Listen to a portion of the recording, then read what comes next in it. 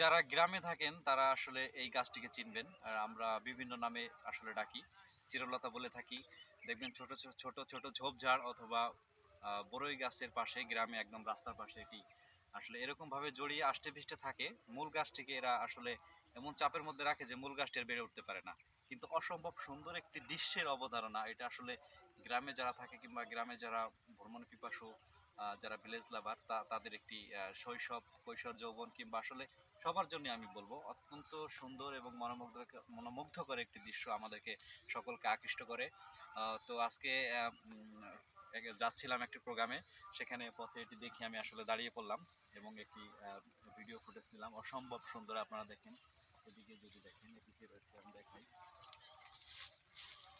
দেখছেন অসম্ভব সুন্দর আসলে।